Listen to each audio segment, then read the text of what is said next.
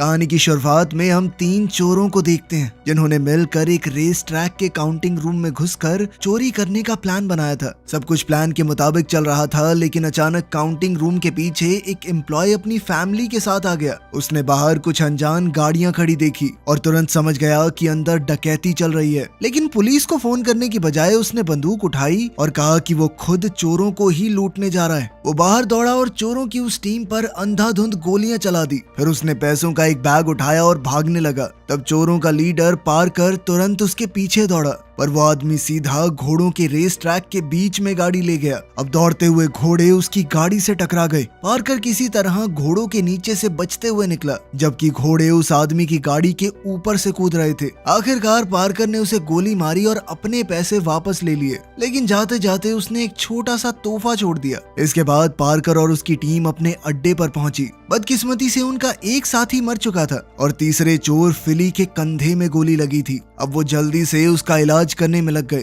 तभी उनकी ड्राइवर जेन वहीं पर अपने कपड़े बदलने लगी और पार्कर उसे ध्यान से देख रहा था। तभी अचानक जेन ने बंदूक निकाली और सब पर गोली चला दी। एक एक करके उसने पार्कर की पूरी टीम को मार दिया। पार्कर भागने की कोशिश कर रहा था, लेकिन उसे भी गोली लग गई और वो नदी में गिर गया। कुछ देर बाद जब पार्कर की आंख खुली तो वो एक मोटेल में था। उठते ही सबसे पहले उसने कहा कि मैंने रूम 12 मांगा था, लेकिन मोटेल की मालकिन ने बताया कि रूम 12 किसी ने पहले ही ले लिया था। तब पार्कर ने गुस्से में रूम 12 में जो लोग थे उन्हें बाहर निकाल दिया। वहाँ दीवार तोड़कर उसने अपना कुछ सामान निकाला। वहाँ से पार्कर सीधा फिली के घर गया। फिली की पत्नी ग्रेस ने उससे अपने पति के बारे में पूछा, मगर जब पार्कर ने कोई जवाब नहीं दिया तो वो समझ गई। पार्कर ने उसे जेन के धोखे के बारे में सब कुछ बताया। इस पर ग्रेस ने कहा कि फिली तुम्हारी बहुत इज्जत करता था, उसे लगता था तुम खास हो, तुम्हारे रहते कुछ गलत नहीं होगा। अब पार्कर ने ग्रेस से जेन को ढूंढने में मदद मांगी। उसने वादा किया कि फिली के हिस्से के सारे पैसे तुम्हारे होंगे। ग्रेस को पैसों में अब बहुत ज्यादा दिलचस्पी नहीं थी, लेकिन फिर भी ग्रेस ने पार्कर को रेजी रायली नाम के एक आदमी का एड्रेस दिया और कहा कि ये तुम्हारी मदद कर सकता है, लेकिन इसके बदले में जेन को मार देना। बाद में पार्कर ने अपने एक साथी एलन को फोन किया और रेजी को ढूंढने में मदद मांगी। जल्द ही पार्कर ने रेजी को ढूंढ लिया। रेजी ने पूछा कि मेरा ड्राइवर जिमी कहाँ है, तो पार्कर ने शांत रहकर कहा कि वो सो रहा है अभी। पार्कर ने बिना वक्त गवाए जेन के बारे में पूछा और कहा कि तुमने ही उसे फिली से मिलवाया था ना। इस पर रेजी ने बताया कि जेन के साथ मैंने सिर्फ 2 बार काम किया है। वो पहले साउथ अमेरिका के किसी राजा की फौज में काम करती थी। रेजी ने बताया कि मेरी थोड़ी देर पहले उससे बात हुई है। तभी पार्कर ने धीरे से कहा कि कोई हमारा पीछा कर रहा है। जेन ने शायद रेजी को मारने के लिए अपने आदमी भेजे थे। अब डर के मारे रेजी ने पार्कर को जेन का एड्रेस दे दिया, पर तभी अचानक एक दूसरी गाड़ी उनकी गाड़ी से टकरा गई। उसी पल जेन के आदमी पार्कर की गाड़ी की तरफ बढ़ने लगे। तब पार्कर ने भी तुरंत पलटकर हमला किया। इस गोलीबारी में रेजी मारा गया, लेकिन फिर गाड़ी के ट्रंक से रेजी का ड्राइवर बाहर निकला और हमलावरों पर गोलियां चलाने लगा, मगर जल्द ही उन्होंने उसे भी मार दिया। इसके बाद पार्कर ने एक गुंडे के पैर में गोली मारकर उसे जिंदा पकड़ लिया। पार्कर ने सोचा कि इसी आदमी के जरिए वो जेन तक पहुंच सकता है। दूसरी ओर जेन बॉस्को नाम के एक आदमी से मिल रही थी। बॉस्को उसे आज रात अगली हाइस्ट का प्लान देने वाला था। जेन ने उससे कहा कि तुम्हें अंदाजा नहीं है, लेकिन तुम बहुत भलाई का काम कर रहे हो। लेकिन बॉस्को को सिर्फ अपने पैसे चाहिए थे, क्योंकि उसे पता था कि जैसे ही जेन को प्लान मिलेगा वो उसे मार डालेगी। उसे तो जेन पर रत्ती भर भी भरोसा नहीं था। तभी अचानक पार्कर वहां घुस आया और जेन पर बंदूक तान दी। वो कहने लगा कि मेरे पैसे कहाँ हैं। जैसे ही बॉस्को ने अपनी बंदूक निकालने की कोशिश की तो पार्कर ने उसे तुरंत गोली मार दी। तभी जेन चीख उठी कि क्या कर दिया तुमने। जेन को किसी भी हाल में वो जिंदा चाहिए था। जेन ने पार्कर से मिले हुए सारे पैसे इस नए मिशन में लगा दिए थे और अब पार्कर ने सब कुछ बर्बाद कर दिया। तभी अचानक बॉस्को उठा, क्योंकि वो अभी भी जिंदा था, और उसने जेन पर गोली चला दी। तब पार्कर ने उसे दोबारा गोली मारी और इस बार उसे खत्म कर दिया। फिर पार्कर ने जेन से उनकी अगली हाइस्ट के बारे में पूछा, तो जेन ने बताया कि वो लोग एक बैंक ट्रक लूटने वाले हैं। इस एक चोरी से वो रिटायर हो सकते हैं।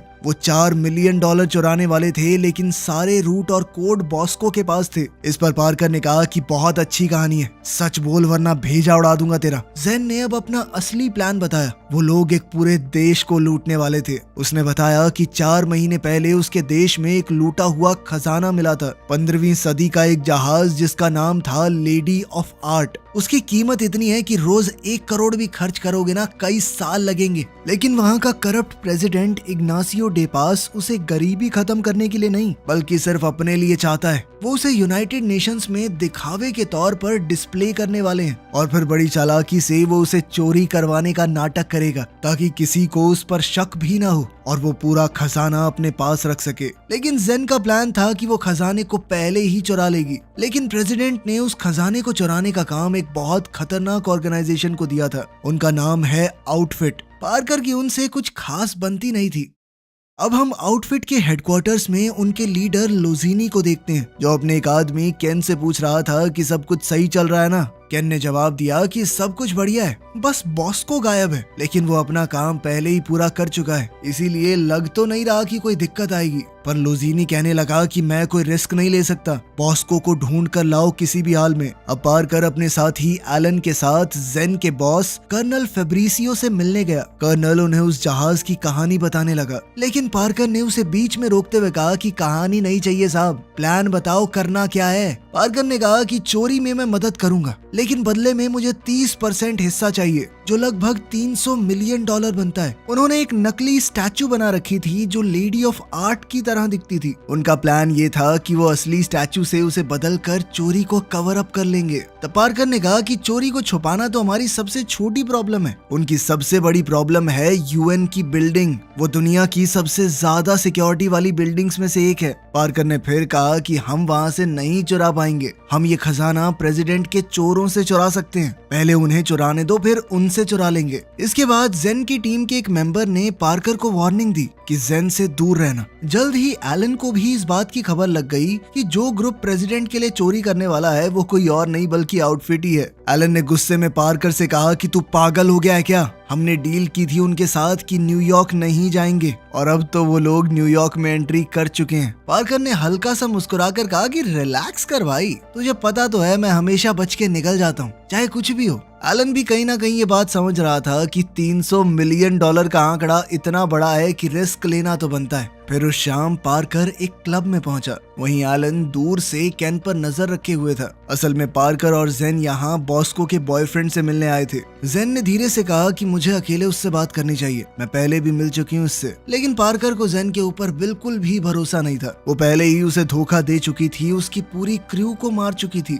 खैर जब जेन उस आदमी से बात करने लगी तो पार्कर ने सीधा मुद्दे पर आते हुए कहा कि बॉस्को मर चुका है। ये सुनते ही निक पूरी तरह टूट गया, वो रोने लगा। उन्होंने उससे पूछा कि बॉस्को के प्लान डॉक्यूमेंट्स कहाँ पर हैं। बिल्कुल उसी वक्त केन के आदमी भी क्लब के बाहर आ गए और उन्होंने गोलियां चलानी शुरू कर दी। उन्होंने निक को पकड़कर मारा और पूछा कि बॉस्को कहाँ है, पर तभी अचानक निक को हार्ट अटैक आ गया। जेन ने तुरंत कहा कि मैं डॉक्टर हूँ और फिर मौका देखकर उसने गुंडों पर फायरिंग की और निक को बचाने की कोशिश भी। इसी बीच पार्कर सीधा ऊपर बॉस्को के कमरे में चला गया। उसने उसके एक स्टफ टॉय को पूरी तरह फाड़ दिया। असल में बॉस्को के पास बहुत सारे ऐसे टॉयज थे। आखिरकार पार्कर को प्लान डॉक्यूमेंट्स मिल गए, लेकिन तभी केन वहां आ पहुंचा। जल्द ही पार्कर और केन के बीच जबरदस्त फाइट शुरू हो गई। आखिर में पार्कर ने केन को बालकनी से नीचे फेंक दिया। नीचे पुलिस मौजूद थी और पार्कर ने केन को सीधा उनकी गाड़ी पर गिरा दिया। लेकिन पार्कर ने एलन को ये नहीं बताया कि केन ने उसे देख लिया है। अब खबर आउटफिट के लीडर तक पहुंच जाएगी।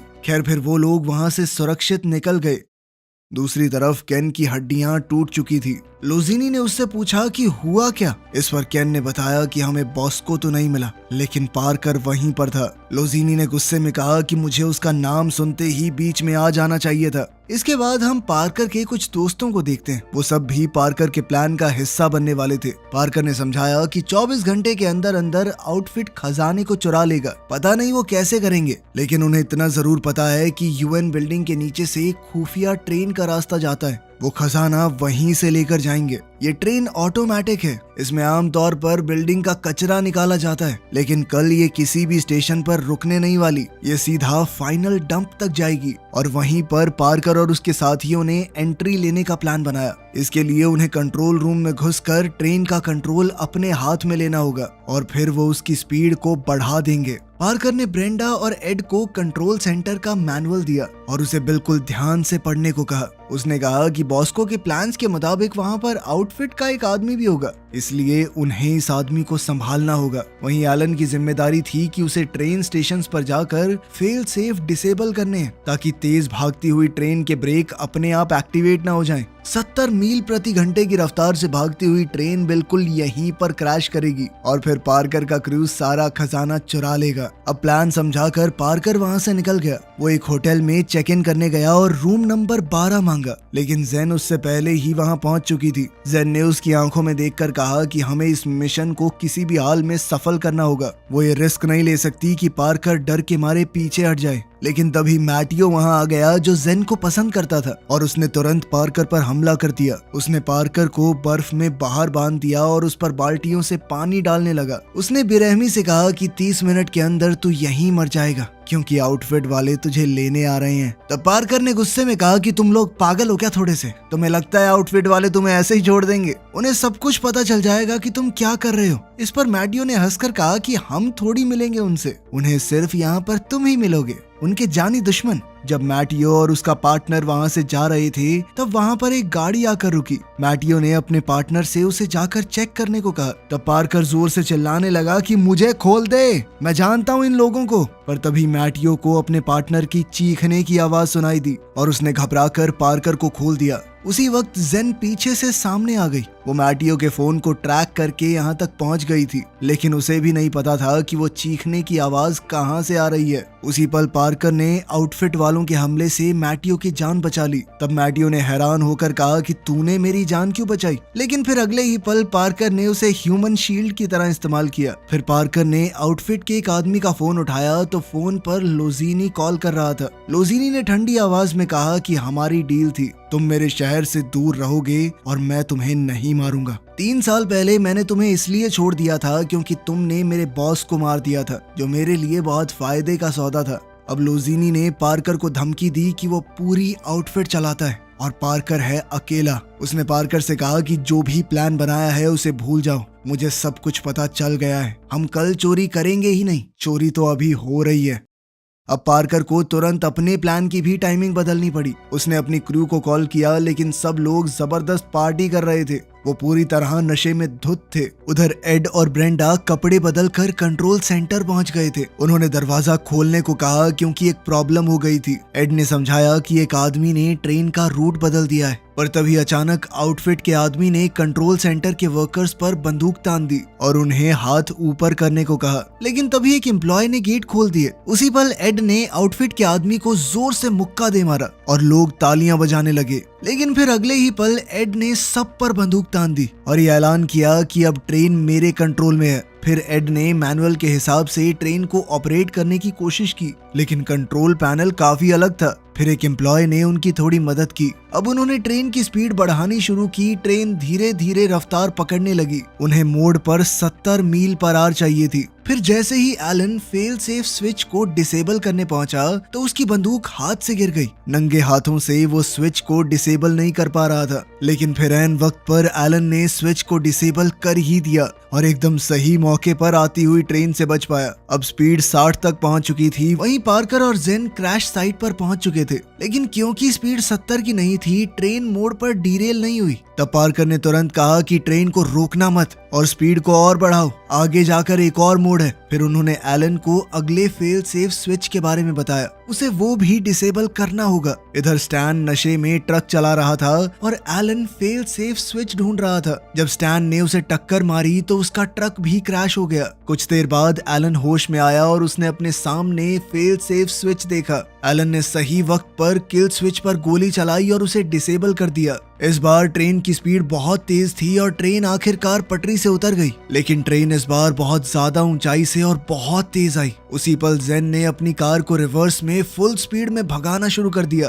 ताकि वो बच सके। बेचारा एलन भी मुश्किल से जिंदा बच पाया। आखिरकार ट्रेजर बॉक्स उनके हाथ लग चुका था, लेकिन उन्होंने जब उसे खोला तो अंदर सिर्फ पत्थर भरे हुए थे। असल में ये सब लोजीनी का जाल था पार्कर को पकड़ने के लिए। बॉक्स के अंदर एक ट्रैकर लगा हुआ था और कुछ देर में लोजीनी के आदमी वहां आ पहुंचे। पार्कर और उसकी टीम ने उनसे जबरदस्त लड़ाई की, लेकिन तभी पुलिस भी आ गई और पार्कर और उसकी टीम भागने की कोशिश करने लगे, लेकिन उनकी कार बुरी तरह तबाह हो चुकी थी। तभी 2 पुलिस कार्स वहां पहुंची, लेकिन उनमें से एक कार के अंदर स्टैन बैठा हुआ था और इसी तरह वो लोग वहां से भाग निकलने में कामयाब हो गए।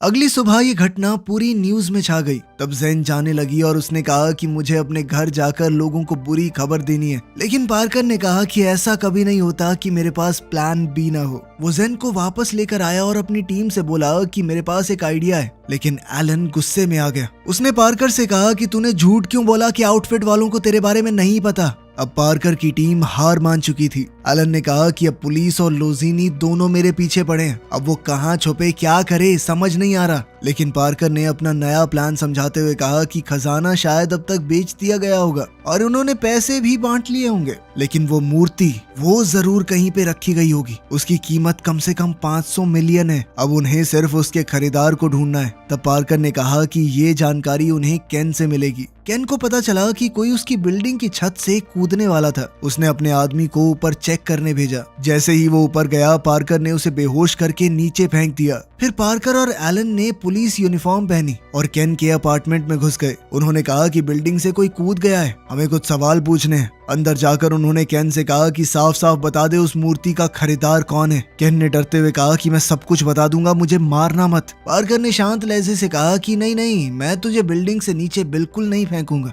बिल्कुल भी नहीं। लेकिन ये जानते हुए कि पार्कर पहले से उसके पार्टनर को बिल्डिंग से फेंक चुका है, केन डर के मारे वहीं बेहोश हो गया। इसीलिए उन्होंने उसकी केयर टेकर से पूछा। उसने बताया कि खरीदार का नाम फिनियस पॉल था, जिसने अभी खाना खाते हुए एक तस्वीर पोस्ट की थी। अब पार्कर सीधा फिनियस के पास पहुंच गया और लेडी ऑफ अरांटो के बारे में पूछा। फिनियस ने घमंड से कहा कि तू जानता भी है तू किस बारे में बात कर रहा है। तभी पार्कर ने उसके साथ मीटिंग कर रहे एक अमीर आदमी को गोली मार दी। फिर उसने फिनियस को गन पॉइंट पर किडनैप कर लिया। फिनियस ने डरते हुए समझाया कि स्टैचू अभी तक यहाँ नहीं आई थी, लेकिन वो जानता है वो कहाँ रखी गई है। वो एक तिजोरी के अंदर थी। अगर वो तिजोरी का दरवाजा तोड़ भी देंगे तो स्टैचू एक खास सिक्योरिटी पिंजरे में बंद थी, जो बहुत ही सख्त मेटल से बना हुआ है। उसे तुम तोड़ नहीं पाओगे। उसे फिनियस की कंपनी ने ही बनाया है। फिनियस ने घबराकर कहा कि इस पिंजरे को काटने में कई दिन लग जाएंगे और ये खुद सिर्फ कल सुबह 8 बजे खुलेगा। ज़ेन ने तुरंत उसकी वेबसाइट खोली तो पता चला कि स्टैचू तिजोरी नंबर 1 में रखा हुआ था। फिर सब लोग फिनियस को स्टैंड के पास छोड़कर स्टैचू चुराने निकल गए। उधर तिजोरी के सिक्योरिटी गार्ड सीसीटीवी कैमरास देख रहे थे और उन्होंने एक औरत को जॉगिंग करते देखा। एक गाड़ी उससे टकराने ही वाली थी, लेकिन अचानक से कैमरास ब्लैक हो गए। फिर एक सिक्योरिटी गार्ड बाहर चेक करने गया। तब एलन ने अपनी एक्टिंग से उसे फंसा लिया। उसी पल ज़ेन पीछे से आई और उसे बेहोश कर दिया। फिर एलन ने उस सिक्योरिटी गार्ड का एक्सेस कार्ड इस्तेमाल करके अंदर एंट्री ले ली। फिर उन्होंने दूसरे सिक्योरिटी गार्ड को भी बेहोश कर दिया। उधर स्टैन फिनियस के सामने नाच रहा था, लगातार बकबक किए जा रहा था। आखिरकार स्टैन थक कर सो गया। तभी फिनियस मौका देखकर भाग निकला। उसने गुजरती हुई कार रोकी और औरत से फोन मांगकर लोजीनी को कॉल किया। उसने लोजीनी को सब कुछ बता दिया, जिसके बाद लोजीनी ने तुरंत अपने आदमी इकट्ठा किए और तिजोरी की तरफ निकल पड़ा। उसके आदमी ने कहा कि चिंता करने की कोई बात नहीं है, क्योंकि कोई भी वॉल्ट के अंदर नहीं जा सकता। लेकिन लोजीनी पार्कर को जानता था। उधर पार्कर और एलन ने वॉल्ट के दरवाजे उड़ा दिए थे। तब तक लोजीनी भी वहां पहुंच गया था, लेकिन उसके अंदर घुसने से पहले ही पार्कर स्टैचू ले चुका था। अब वो पार्कर के पीछे दौड़े। 2 कार सामने से पार्कर और एलन पर टूट पड़ी और वहीं से उनकी ये पकड़म पकड़ाई शुरू हो गई। अब लोजीनी के आदमी उन पर फायरिंग कर रहे थे। पार्कर गाड़ी से बाहर निकला और चलती गाड़ी में स्टैचू को मजबूती से बांधने लगा। वो लोजीनी के गुंडों से लड़ रहा था, लेकिन इस दौरान स्टैचू को पकड़ने वाली रस्सी धीरे धीरे खुलने लगी। अचानक पार्कर अपनी गाड़ी से गिर गया, लेकिन फिर ऐन वक्त पर ज़ेन वहां आ पहुंची और उसने पार्कर को लोजीनी के आदमियों से बचाया। तब तक स्टैचू एलन के पिकअप ट्रक से छूटकर सीधा लोजीनी के आदमियों के हाथ लग गया। अब लोजीनी ने फिनियस को कॉल किया और कहा कि स्टैचू हमारे पास है और हम इसे अभी डिलीवर कर रहे हैं। फिनियस ने हैरानी से कहा कि उस पिंजरे को खोलना तो मुमकिन ही नहीं है, लेकिन लोजीनी बोला कि पार्कर ने उसे खोल दिया था। इसके बाद लोजीनी के आदमी फिनियस के घर पहुंच गए, पर फिनियस ने कहा कि वो पेमेंट सिर्फ कल सुबह ही कर सकता है। फिर फिनियस ने दरवाजा बंद किया और स्टैचू को देखकर मुस्कुराने लगा। उसने कहा कि आखिर वो उसे मिल ही गई। तभी अचानक स्टैचू का एक छोटा टुकड़ा जमीन पर गिर गया। फिनियस ने उसे उठाया और ध्यान से देखा। उसी पल उसे समझ आ गया कि ये तो नकली है। वहीं दूसरी ओर प्रेसिडेंट डेपास खुद सामने आया और उसने लोजीनी को कॉल करके बोला कि अब तुम नहीं बच सकते। तब लोजीनी को जोर का झटका लगा जब उसे पता चला कि स्टैचू नकली था। उसे एहसास हुआ कि असली स्टैचू कभी तिजोरी से निकाला ही नहीं गया। असल में ये सब पार्कर का प्लान था। वहीं दूसरी ओर पार्कर वापस तिजोरी में घुसा हुआ था। अब सुबह के 8 बज चुके थे और पिंजरा अपने आप खुल गया। फिर उन्होंने असली स्टैचू लोड किया, लेकिन लोजीनी वहां भी पहुंच गया। वो समझ चुका था कि पार्कर ने तिजोरी के नंबर बदलकर सबको बेवकूफ बनाया। उसने 1 को 3 और 3 को 1 में बदल दिया था। उसने एक खाली तिजोरी का गेट उड़ा दिया और भागने का नाटक किया ताकि सबको लगे वो स्टैचू लेकर भाग रहे हैं, लेकिन वो सब झूठ था। अब लोजीनी कहने लगा कि मैं तुझे यहाँ से निकलने नहीं दूंगा, लेकिन पार्कर ने शांत रहकर पूछा कि आउटफिट की हालत खराब चल रही है ना? हाँ? उसने खुलासा किया कि वो काफी टाइम से उन लोगों पर नजर रख रहा था, तो पता चला कि उनका बिजनेस डूब रहा है और उसे बचाने के लिए उन्होंने डेपास का मिशन लिया, क्योंकि बिना इस मिशन के आउटफिट बिल्कुल कंगाल हो जाती। उसी पल पार्कर ने एक बॉम्ब का रिमोट दिखाया और कहा कि मैं तुम्हें भी इसे ले जाने नहीं दूंगा। अगर मैं नहीं ले जा सकता तो कोई नहीं लेकर जाएगा। तभी डिपास के आदमी भी बाहर आ गए। लोजीनी अब पूरी तरह से घिर चुका था। तभी पार्कर ने स्टैचू को उड़ा दिया। आखिरकार एक मरते हुए लोजीनी ने धीमी आवाज में कहा कि वो दोनों डील कर सकते थे। ये $500 मिलियन का मामला था। तब पार्कर ने मुस्कुराकर कहा कि तू बोल रहा था ना मैं अकेला हूँ, मैंने तेरी पूरी ऑर्गेनाइजेशन खत्म कर दी। जब पार्कर अपनी टीम को अलविदा कह रहा था, उसने स्टैचू के बचे हुए हीरे उन्हें दे दिए और कहा कि कम से कम ये तुम्हारा खर्चा तो निकाल ही देंगे। इसके बाद पार्कर एक होटल में जेन के पास गया। जेन न्यूज देख रही थी, जहां उसके देश के प्रेसिडेंट की सच्चाई सबके सामने आ चुकी थी। खजाने का कुछ हिस्सा लोजीनी के एक वेयर हाउस में मिल गया और अब वो जेन के लोगों तक पहुंचने वाला था। आखिरकार जेन ने पार्कर का शुक्रिया अदा किया और कहा कि मेरे साथ मेरे देश चलोगे? पार्कर ने एकदम शांत रहते हुए कहा कि नहीं, मैं नहीं चल सकता। उसके जहन में वो पल घूम गया जब जेन ने उसके दोस्त फिली को मारा था और उसने उसकी विधवा पत्नी को वादा किया था कि वो जेन को खत्म करेगा। जेन ने धीरे से कहा कि शुरुआत में मैं सिर्फ तुम्हें पसंद करने का नाटक कर रही थी ताकि मेरा काम निकल जाए, लेकिन पता ही नहीं चला कि कब ये नाटक सच बन गया। इस पर पार्कर ने हल्की सी नजर झुकाकर कहा कि मेरे साथ भी, लेकिन अगले ही पल पार्कर ने जेन को गोली मार दी और वहां से चला गया। वो सीधा फिली की विधवा बीवी ग्रेस के पास गया और उसे कुछ हीरे देकर कहा कि ये फिली का हिस्सा था। वीडियो पसंद आई तो लाइक कर देना, चैनल को सब्सक्राइब कर लेना। मिलते हैं अगली वीडियो में।